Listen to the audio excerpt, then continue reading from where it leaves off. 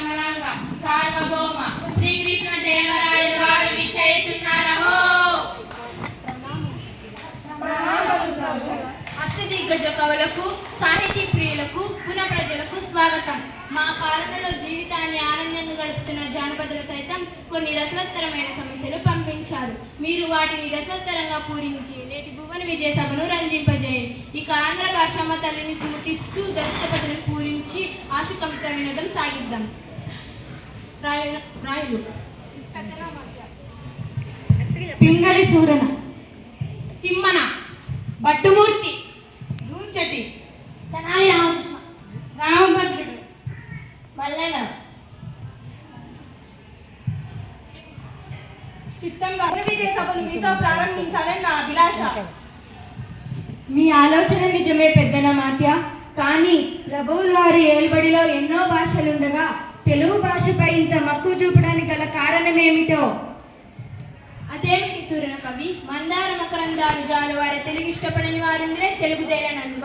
తెలుగుదేలయన్న దేశము తెలుగా గేన తెలుగు వల్ల పుండ దరిగకొండ ఎల్లను పులగలువయే బాసాడి దేశ భాషలందు తెలుగు లెస్స. మరింతటి మన తెలుగు భాష మీద ఎవరికైనా ఎందుకు మమకారం ఉండదు? పెద్ద నార్య, ముందు మీరు పద్య పూరణకు పూనుకోండి, తర్వాత పద్యం మేము పూరించదము. చిత్తం ప్రభు, పూరణ ఇవ్వండి. పెద్ద మాజ్ఞమత్య, మీ పూరణకు సమస్య ఇదిగో. అగ్రజానజులైరను జాగ్రజులుగా, అగ్రజానజులైరను జాగ్రజులుగా. పుష్యమిన్ చిత్తం రాజేంద్ర, నా పూరణ అందుకోండి. పుష్యమిన్ భరతాఖ్యుడు పుట్టినాడు, మునసి లక్ష్మణుడాల్ శ్లేషి పుట్టినాడు. భరత లక్ష్మణ క్రమమిది ఎరసి చూడు. అగ్రజానుజులై రణరాగ్రజులుగా, అగ్రజానుజులై రణురాగ్రజులుగా. కానీ లోక వ్యవహారం అంతా రామలక్ష్మణుడు భర్త శత్రుఘ్నులు అని ఉంటుంది. కరినెత్తుకపోయేలుక కలుగునదినియన్, కరినెత్తుకపోయేలుక కలుగునదినియన్. దీన్ని అర్థవంతంగా పూరించండి భట్టుమూర్తి గారు. చిత్తం ప్రభు, పల్లెటూరు జీవితాలను సుపరితం చేస్తూ చక్కటి సమస్యనిచ్చారు. ఇదిగో పూరించదు.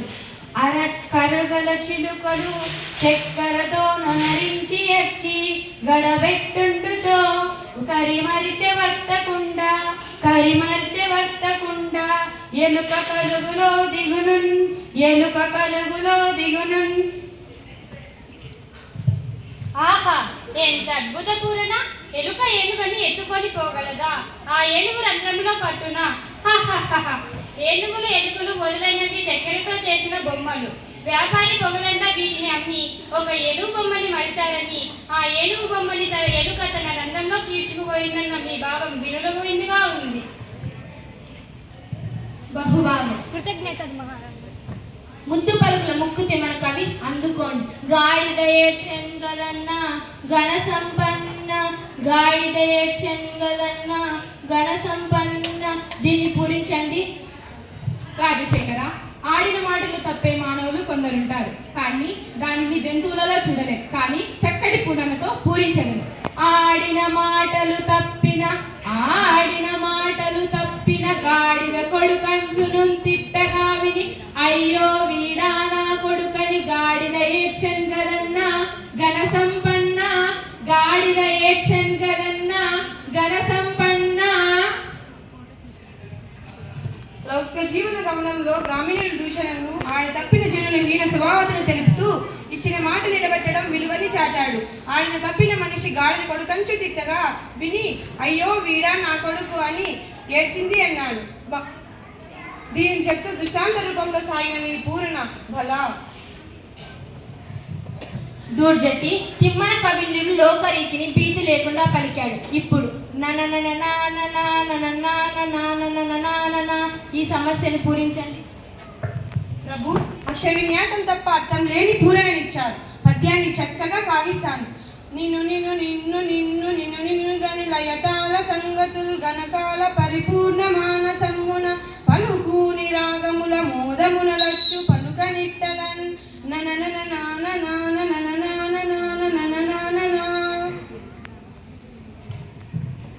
బల శ్రీకాళహస్తీశ్వరుడి వరప్రసాదం పొందే దూర్చండి బోన విజయ కవులను చూసిన జానపదులు మన కవుల కావ్య సాహిత్యాన్ని మన సభ గొప్పతనాన్ని గురించి పొలంలో పని చేసుకుంటూ కూడా లయతాళానికి అనుకూలంగా మిక్కిలి సంతోషంతో పద్యాలను పాడుకునే స్థితిని కళ్ళకు కట్టితివి. పనిలో పాటతో పాటు పద్యాలను పాడుకునే వైఖరి అద్భుతం.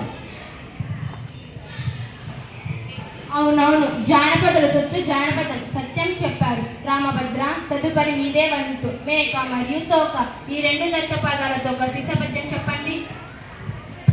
మమ్మలైన దేవరా నన్న దేహిసే కాదంటానా ఆలకించండి మహాప్రభు.